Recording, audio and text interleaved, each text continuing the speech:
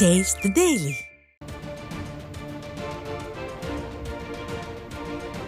சென்னை ராயப்பேட்டையில் உள்ள அதிமுக தலைமை அலுவலகத்தில் மாற்றுக் கட்சியினர் ஏராளமானோர் அதிமுக பொதுச் செயலாளர் எடப்பாடி கே பழனிசாமி முன்னிலையில் அதிமுகவில் தங்களை இணைத்துக் கொண்டனர். இது பற்றிய விவரங்களோடு நமது தலைமை செய்தியாளர் ஜெயக்குமார் இணைப்பில் இணைந்திருக்கிறார். அவரிடம் கேட்கலாம். ஜெயக்குமார், வணக்கம். கூடுதல் விவரங்கள். வணக்கம். மக்கள் நீதி மையம் மற்றும் பன்னீர்செல்வத்தினுடைய ஆதரவாளர்கள் என ஏராளமானோர் அந்த கட்சியில் இருந்து விலகி அனைத்து இந்திய அண்ணா திராவிட முன்னேற்ற கழகத்தினுடைய பொதுச் செயலாளர் புரட்சித் தலைவர் எடப்பாடி கே பழனிசாமி முன்னிலையில் தங்களை கழகத்திலே இணைத்துக் கொண்டிருக்கிறார்கள்.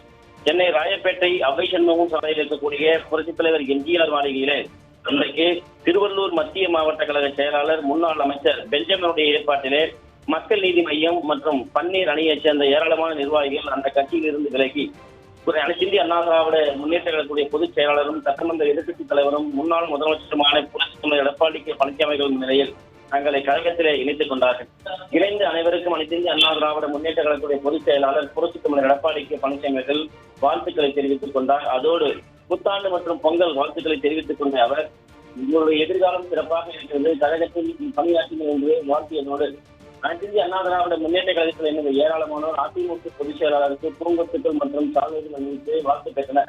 அனைத்து இந்திய அண்ணா திராவிட முன்னேற்ற கழகத்துடைய பொதுச் செயலாளர் இந்த சந்திப்பின் போது அனைத்து இந்திய அண்ணா திராவிட முன்னேற்ற கழகத்தைச் சேர்ந்த முன்னாள் அமைச்சர்கள், கழகத்துடைய முக்கிய நிர்வாகிகள் என ஏராளமானோர் உடன் இருந்தது குறிப்பிடத்தக்கது.